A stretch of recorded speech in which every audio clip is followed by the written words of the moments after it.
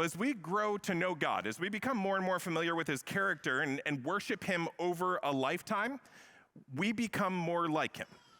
Now, some of what God is, we never become. There are certain attributes of God we never get, the incommunicable attributes of God. We never become omnipotent, where we're all powerful. We never become omniscient, where we're all knowing. Those are attributes that don't get passed on to us. We never get to rule over the universe. We never reach a godlike state in that regard.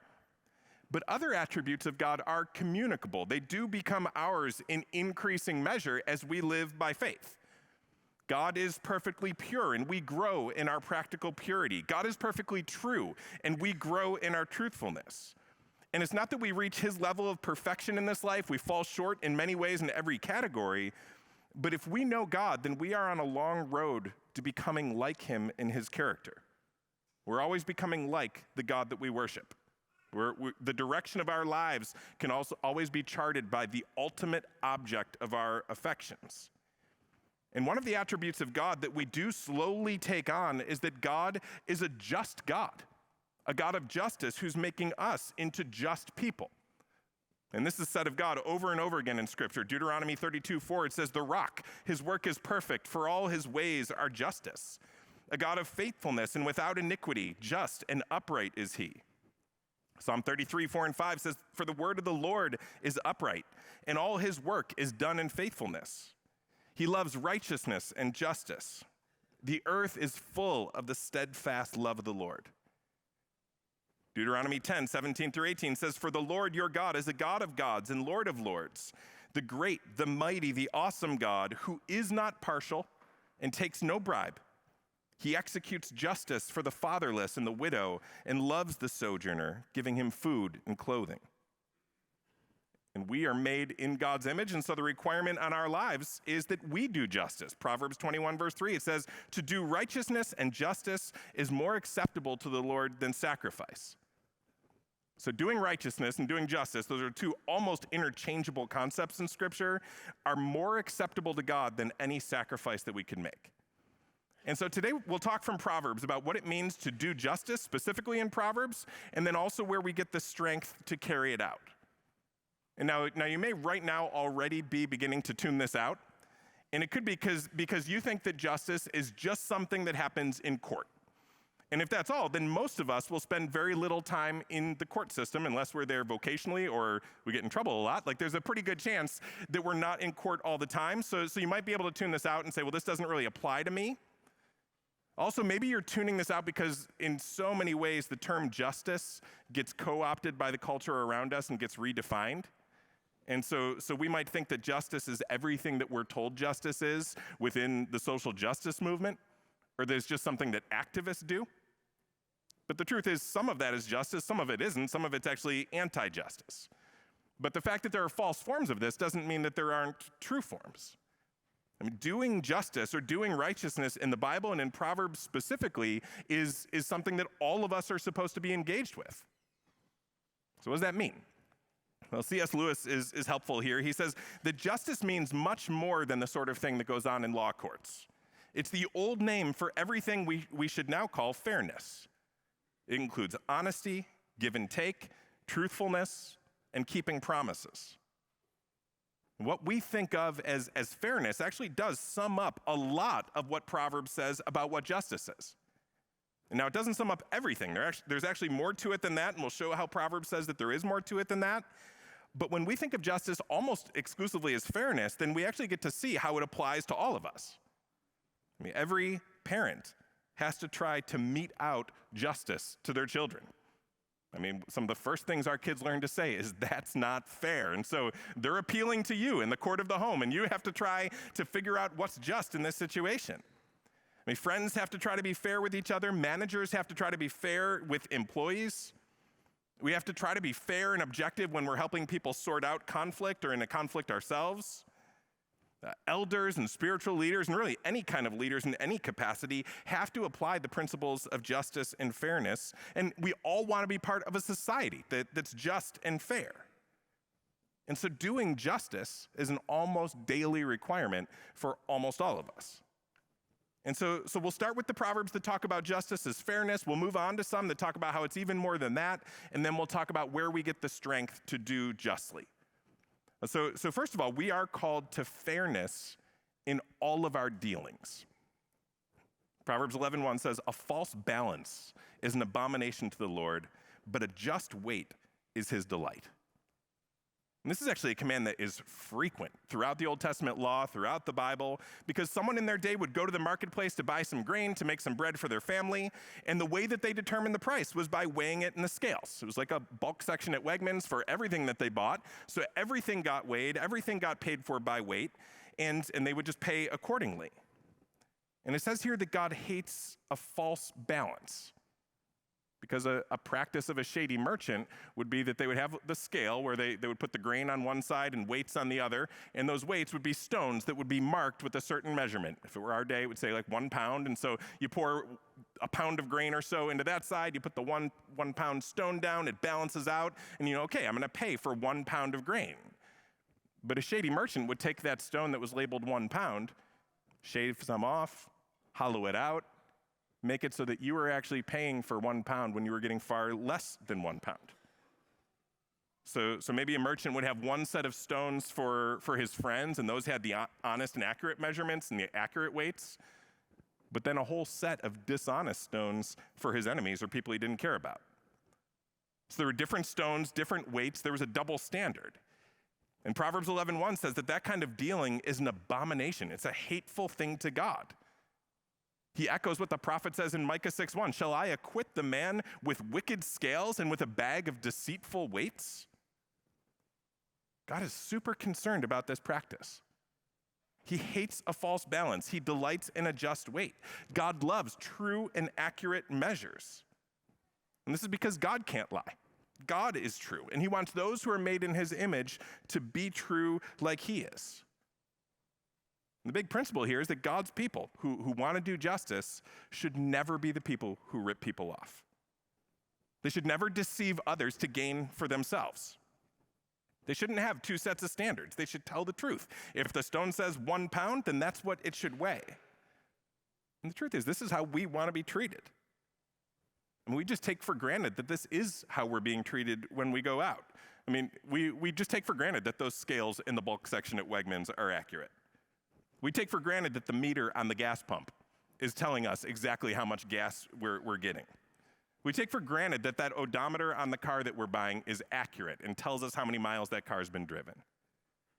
And I think we're super fortunate. We don't realize how many ways that the gospel in the past in our nation has affected things and affected the way people think. Because there are cultures where it's considered a positive good to be shrewd and rip people off. Where if you are able to deceive some people with some dishonest weights, hey, good for you, well played, good job. Like you're good at the game. And obviously, lots of people in our culture rip people off, and they may very well brag to some unjust friends who will like cheer them on in that. But still, we're in a place where society as a whole would say that's bad for now.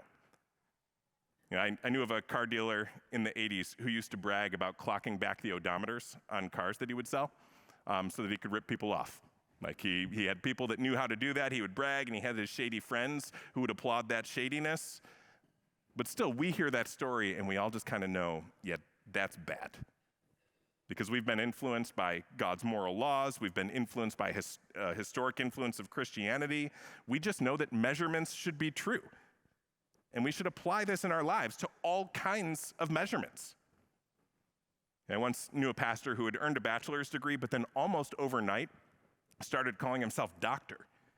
And I asked him questions, and sure enough, he had a doctor's degree now. But then when he described what he had to do to earn that doctorate degree, it was essentially the amount of work that you would put into a typical 3-credit-hour class in a master's program. But he got it from a degree mill. He wanted to have that dishonest measure attached to his name. And maybe it was so that he would get a raise from his church. Maybe it was so he would gain some unearned clout and some faux credibility. Maybe he cared more about his image than he cared about the truth. But really, it was a fraudulent way to live, because a lot of people spent many years of intense study to earn a degree by that exact same name. It was an unjust weight or measure. It was a way of gaining by deceiving. And doing justice and doing righteousness means that we don't try to gain for ourselves by deceiving others. God really cares that we don't rip people off. God really cares that we don't gain from another's losing. And God delights in it when we're true. We don't have a just weight and an unjust weight to use if we want to. We don't have double standards. And now maybe so far you're feeling like I'm off the hook. I'm not clocking back odometers or recalibrating the scales at Wegmans or anything like that. I'm not ripping people off. I don't want a fake degree. But when Jesus talked about justice and how we measure, he actually applied this in a really surprising way that I think affects us a whole lot more. He applied this principle to how we measure and how we assess people. Listen to Matthew 7, 1 and 2. He says, "Judge not, that you be not judged.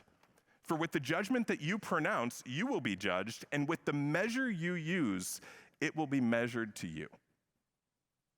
So Jesus took this concept that we're supposed to have one set of stones, one set of weights, and he applied it to how we assess other people and how we assess ourselves. And so maybe we don't rip people off in the marketplace, but according to this standard of living justly, we use false weights and measures all the time. So, for example, if you do something evil, I assess you one way. But if I do the same evil, well, I give myself a break. Because I have my reasons. I mean well. But really, that whole way of thinking is just having two sets of weights. When we judge other people by a standard that we're not keeping, when we say, I want justice for you, but mercy for me, I want no patience for you, but I want to cut myself some slack, I want you to be punished, but I want to be forgiven, I'm going to assume the worst about you, but I want you to give me the benefit of the doubt, I'm trying to hold you to a standard that I could never meet. There's two sets of weights. Or sometimes we'll have two sets of expectations, high expectations of others and low expectations for ourselves. I expect love and concern from you when I'm going through a hard time, but when you go through a hard time, I don't give the kind of effort that I had expected from you. And of course, I have my reasons. My life is really full, my life is really hard, I don't have the margin. But we tend to not weigh ourselves fairly. It's almost like when we're assessing ourselves morally, it's like when we step on the bathroom scale, we don't like the number we see, so we push down on the towel rack just a little bit, and we say, sweet, got some room for the cheesecake, and then walk away, just like convincing ourselves that we're okay. And we do that when we assess ourselves morally all the time. Two sets of weights, one to weigh you, the other with a little bit shaved off to weigh me. And it's all unjust weights and measures. God delights in a just weight. Justice requires equal weights and measures in our business dealings, in our sales and our purchases, and in our measurement of other people. And remember, we do this because we're reflecting God. God is just. And God will judge by one standard: be ye holy, for I am holy. We're called to fairness in all of our dealings, in all of our measurements. Another place that we're called to justice and fairness in Proverbs is in the midst of conflict and disagreement. And it's absolutely inevitable that we're going to get involved in interpersonal disputes. There are going to be situations where we have to decide who's right and who's wrong in a dispute. There'll be situations where we learn that one person is accusing another of some bad behavior. One comes to us with a report of something bad someone else did. And we could even get involved in some disputes where we feel like we have a real enemy on the other side of that dispute. And it gets heated, it gets emotional. Well, one way that we're called to be just in those situations is to not be partial, to not engage in any kind of favoritism, even when it feels like the thing is so personal. Proverbs 18:5 says, it's not good to be partial to the wicked or deprive the righteous of justice. Proverbs 24:23 says, these also are sayings of the wise. Partiality in judging is not good. Proverbs 28:21, to show partiality is not good, but for a piece of bread, a man will do wrong. So remember at the beginning, we said God is the God of justice who doesn't show partiality, and neither should we. But here's what can happen so often. A dispute arises, and we immediately choose sides. We decide we're going to side with the people we like. We're going to side with the people that we already know we agree with on other issues. We side with the people who are against the people or the movements or the ideas that we're against, We kind of think, well, the enemy of my enemy is my friend. But as Christians, we're supposed to be on the side of what's true. When we're trying to settle some conflict or get to the bottom of issues, we don't favor people based on race, based on a group that they're part of, based on their socioeconomic status. We don't favor women over men or men over women. We want to be people who learn and discipline ourselves to favor the truth. It's so easy to decide ahead of time. We decide who we're partial to. We take their side no matter what. When I was in youth ministry, there were often times where I would have to call parents and let them know about a disciplinary issue with their kid. And most of those parents received that pretty well, just as reasonable parents. A wise parent would say, okay, the youth pastor says one thing, my kid says another thing. The youth pastor could be lying, my kid could be lying, so now let's hear the evidence. Let's not rush to judgment here, let's figure out what's really going on. But pretty often, sometimes there would be parents who would say, my kid wouldn't do that. No, that never happened. Or if he did, he had some reason for doing that. And no matter what, would immediately take the side of their kid, which actually kind of explained how their kids learned to behave that way. And so it's important that we don't just immediately take a side. Proverbs 18:13 says, if one gives an answer before he hears it, it's his folly and shame. Another temptation is to take the side of the person that we perceive can do the most for us, to be calculating. Here's a person who, in a dispute, if I take her side, she'll accept me into her friend circle, she'll praise me to some really important people. But when we're calculating like that, and not trying to figure out what's true, but trying to figure out what would benefit me the most, we're really just taking bribes, which is something that Proverbs says a lot about. Proverbs 17:23 says, the wicked accepts a bribe in secret to pervert the ways of justice. So when we're trying to help people sort out a dispute or sort out our own disputes, we shouldn't be asking ourselves, what would be the most advantageous position for me to take here? What stand that I take would play the best for me on social media? No, we ask what's true, what's right, what's fair, what's just. This is why Lady Justice is always depicted as holding a scale and wearing a blindfold, because justice is supposed to be blind. There aren't supposed to be different standards of justice for different people.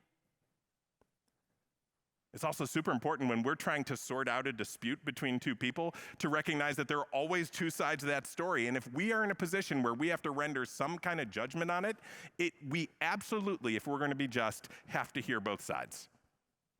Because Proverbs 18:17 says, the one who states his case first seems right until the other person comes along and examines him. In its simplest form, parents of multiple children are familiar with this. She hit me. Okay, I'm going to examine the other side. She hit me first. That was important information you should have given me, where you're trying to sort this whole thing out. And we are unwise to only hear one side of a story and to act like we're getting nothing but the truth from just hearing that one side. Because everybody's good. We're all good at representing ourselves in a better light than we should. We're all good at telling our own story that kind of glosses over some of the negatives on our part. We're behaving unjustly if we only hear one side of a dispute and take their side and act like we immediately know that situation perfectly. If we're going to render any verdict at all, not just in court, but if we're going to treat somebody like what their opponent said about them is true, we are obligated to seek out the other side of the matter and to be blind in our meting out of justice. And we're always telling people who come to us to bring issues in their marriage that we can't do marriage counseling with one person. We can hear from one person and sympathize with one person, pray with one person. We can help you get safe if you feel like you're not. We can give the best advice we can based on the story that you're telling us, but we know that advice might radically change if we were hearing the other side of that story and we were able to put the whole picture together. Our advice could easily be faulty if we're just hearing one person's side and not the other. So justice requires hearing both sides. Another facet of doing justice in the midst of conflicts and disagreements is always only telling the truth without any exaggeration, even about our opponents. And this concept gets repeated a lot in Proverbs. 14:25, a truthful witness saves lives, but one who breathes out lies is deceitful. 24:28, be not a witness against your neighbor without cause, and do not deceive with your lips. 12:17, whoever speaks the truth gives honest evidence, but a false witness utters deceit. So he says, only speak the truth. Only bring honest evidence. This means don't exaggerate, say what's true. Don't destroy a reputation falsely. Don't attempt to deceive. Speak what's true. Don't say too much or too little. Don't act like everything that you've heard about the situation is true. Bring honest evidence. Don't let emotion take over and give yourself a pass to say whatever you want because now we're fighting here. People who believe that God is just and true constrain themselves by the truth. But here's what makes this difficult. I mean, when you get in a bitter dispute with a real enemy and that person really is wicked, you're going to be constrained because you can only tell the truth. You can't exaggerate. You can't say what's false. You can't engage in just trying to win this whole thing with emotion. You can't do any of those things because you fear the Lord. You want to follow what the Lord says to do in conflict, but they don't care. They're not constrained by all those same rules. And if they're really as wicked as you think, they can just lie to hurt you. They can lie to win. They have a lot of tools at their disposal that you don't have. They can just slander you to ruin your credibility. They can recruit false witnesses, but you can't do any of those things. You're totally constrained. And imagine what would happen if in a football game, one team was allowed to cheat and the refs threw the flag on the slightest infringement for the other team. You don't have to imagine. Just look at the Patriots the last decade. Like, what happens? They win. And I am kidding. I'm not trying to destroy their reputation, partially falsely. So you feel like, okay, I have to play fair. I have to follow these rules. I've got a ref ready to throw the flags on me. But my opponent doesn't have any constraint. So what's going to happen? Well, they might win. That's the reality. They may play dirty and win. But here are a couple things to remember. God exists. He's really there. He's really just. And he really hates injustice. And here's a promise. We don't know how this works out or when this works out, but Proverbs 19:5 says, a false witness will not go unpunished.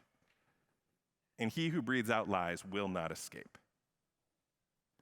And so you might think, my opponent just wins because they can say anything they want and they get away with it, but nobody ever gets away with anything.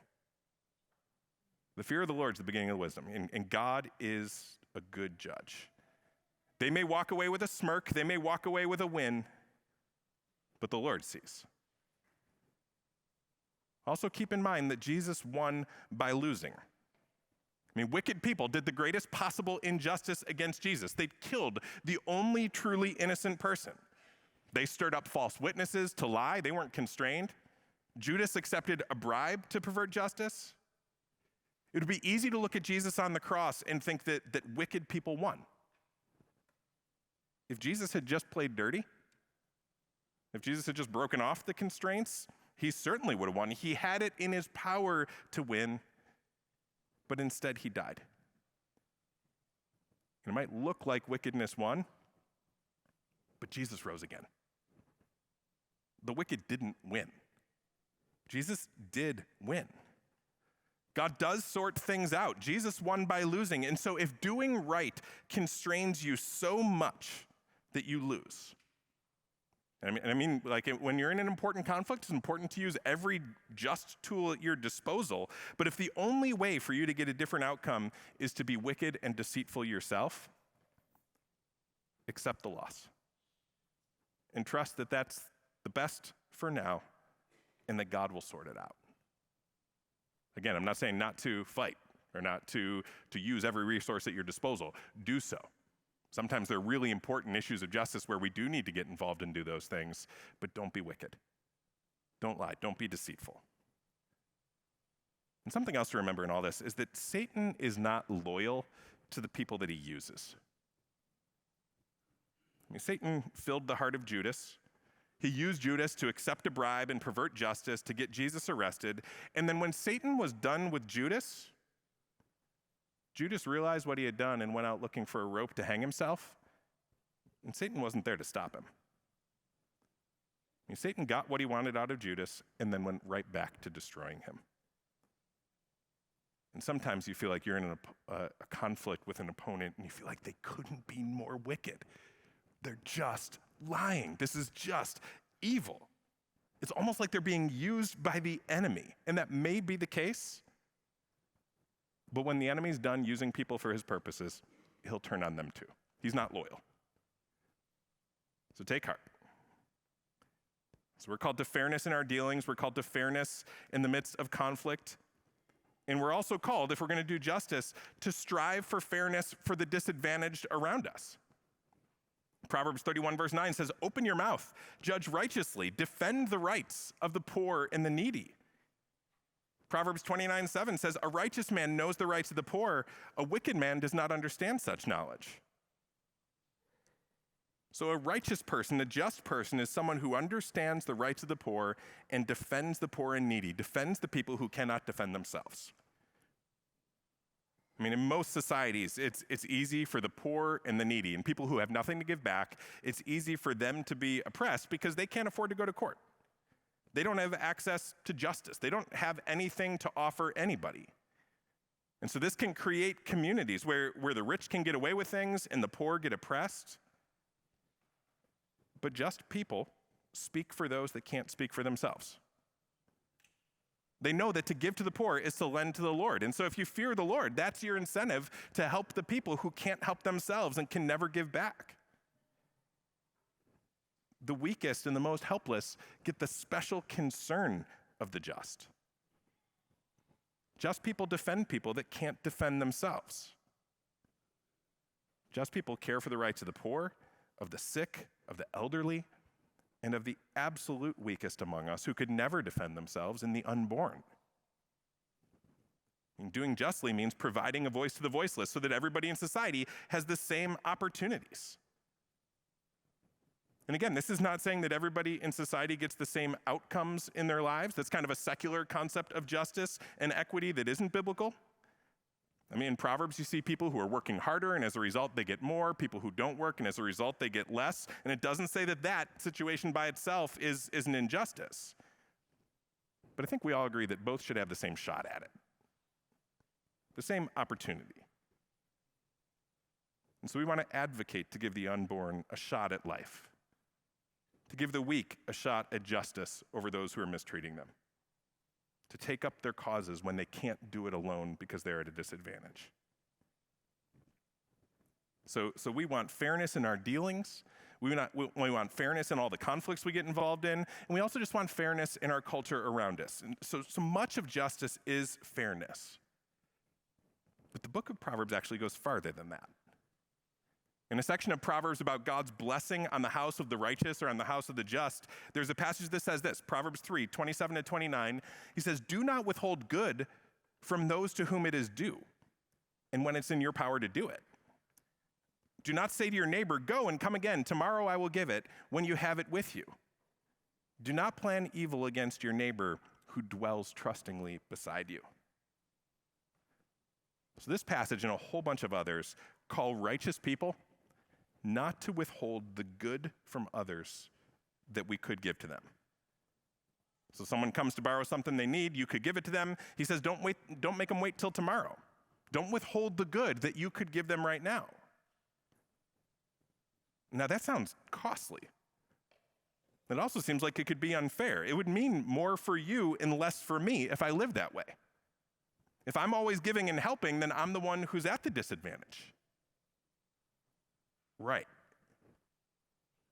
Bruce Waltke says it this way. He says, "The wicked advantage themselves by disadvantaging others, but the righteous disadvantage themselves to advantage others." And this just fits everything Proverbs says, that wicked people are stealing from the poor, taking without giving, consuming without working, getting for themselves without contributing, speaking not what's true, but what serves them to advantage themselves and disadvantage others, stealing reputation, stealing justice from another, doing whatever it takes to benefit themselves. That's what the wicked do in Proverbs. But the righteous, the just, are willing to be disadvantaged to advantage others. You see them giving to the poor, giving to those who are in need and can't pay back. They give their energies to speak for the poor or weak who can't give back. They accept less for themselves so others can have more. And they're devoted to the truth, even if it costs them to be so devoted. Truly just people actually do positive good for others, even when it means that there's a risk of having less for themselves. God commands that kind of living as part of the justice that he requires, considering others before ourselves. Now, this totally flies in the face of some popular pseudo-psychological pop wisdom that says that everybody should be willing to disadvantage others for the sake of my own triumph and my own boundaries and my own feeling like I'm truly being me. What matters most is me. And if anyone isn't going along with that project, then those people are haters. We're supposed to discard them. The chief end of man is to glorify me without the interference of anybody else. I alone matter. There's a whole industry of internet memes devoted to this way of thinking. I had a conversation this week with my dentist, and it actually wasn't much of a conversation. She talked, and I just said, But she said that she keeps hiring people to come and work for her. She contracts them to be employees, and then they're not showing up for work. They're getting hired and then demanding a month off right away. They said they would work, they signed up to work, but then they don't mind inconveniencing everyone else in the office and all the patients because they want to do what's best for them, which she says is going to the lake instead. And we're almost fed a doctrine in our day that says that we should be willing to bring any inconvenience necessary to others so that we can be fulfilled. And we're told that that's healthy. But it's not healthy to not be part of an intact and whole community. And if everybody in a community felt that way and thought that way and lived that way, it would tear the community apart.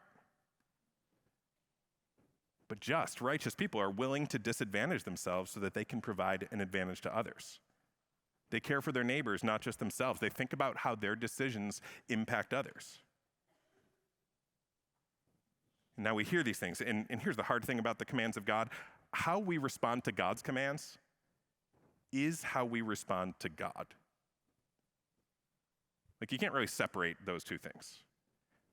There's no such thing as someone who's actively defrauding his neighbor who's also in a good spot in his walk with God. There's no such thing as someone who's not accepting some degree of difficulty for the good of others, who's living a just life and walking closely with God. How we respond to God's commands is how we respond to him. And I think we all know that we fall short here. What makes it even harder is we ask, like, well, how do I change? But the difficulty is that Proverbs teaches that only those who are just can truly do justice. And those who are evil can't. Proverbs 28:5 says, evil men do not understand justice, but those who seek the Lord understand it completely. Proverbs 12:5 says, the thoughts of the righteous are just, the counsels of the wicked are deceitful. So the only way that we can do justice from the heart is if our hearts are changed. And we can't do that on our own. The only way that our hearts can be changed is looking to the Savior, the only just one. And only if we see ourselves as the helpless ones who needed him to disadvantage himself to provide righteousness for us. We need to look at that cross and look at the gospel message that we say we believe. We were spiritually poor. We had nothing. We were enemies of God. We had nothing to offer him. It's not like he came and saved us so that we could give something back. We had no access to his favor, and we certainly didn't deserve it. We deserved his wrath. In fact, the truth that God is just isn't really a comfort to sinners like us. The fact that nobody gets away with anything is not really good news for us. But Jesus saw us in our need. And he came and he satisfied the justice of God at great cost to himself. He died the death that we deserved. And he gave us, if we've believed in him, complete, undeserved forgiveness and salvation. He paid the price that justice demanded so that he could give us his mercy. And when we believe that we were wicked and in need of forgiveness, that we were needy and couldn't do it on our own, that we brought only need and he brought the blessing, then that has to change the way that we look at others. It has to change the way that we look at our enemies in conflicts, because we were the enemies of God and he showed us mercy. It has to change the way that we look at people who have need, because we had nothing but need and he didn't trample us, he gave his life for us. It has to change how we look at the opportunities we might have to deceive and gain by someone else's losing. Because in the gospel, it worked the other way. Jesus lost so we could gain. And he's the true, perfect, just one. And if we worship that kind of God, we're becoming more like the God we worship. We're gazing at the gospel, then we can't help but become people who increasingly are out not just for ourselves, but for others. We become people who pursue fairness and then give beyond that, who pursue the good of others as Jesus pursued our good. In a minute, when we take the Lord's Supper, we're saying that Jesus didn't only do what was fair. I mean, fair would have been just letting us reap what we sowed. Let us face the wrath of God. That would be perfect justice. But instead, knowing that we couldn't help ourselves, that we were poor and needy, Jesus did that positive good for us. He gave his life. And the bread that we eat represents his body that was torn for us. The cup that we drink represents his blood that was spilled for us. He didn't withhold from us any of the good that he could give.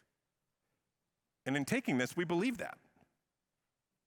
And this is why we say that the Lord's Supper is just for those who have said they come to believe in Jesus, because we're all saying that I believe this is true. I believe this is true for me. When we eat that bread and drink that cup, we're making a profession about the things we believe. And so if you don't have that profession yet, you don't believe these things yet, we would actually encourage you not to take this supper as the Christians among us take it. But also we're saying that as we take the supper, that God has a just law that we broke. That there had to be a payment for that nobody gets away with anything. And so Jesus stood in and took our place. And this is why we believe it's important to confess all of our known sins when we take the Lord's Supper and really renounce them and really turn from them. Because we don't want to apply an unjust measure to ourselves and say that we are people who have received the grace of Christ but then live like we don't. So if you're a Christian who's believed in Christ, put your trust in him, you trust in him and him alone for your forgiveness and your eternal life, and you've confessed your known sins, you've renounced them, then we encourage you to take this supper to once again proclaim how just and good and righteous Jesus is and what he's purchased for us.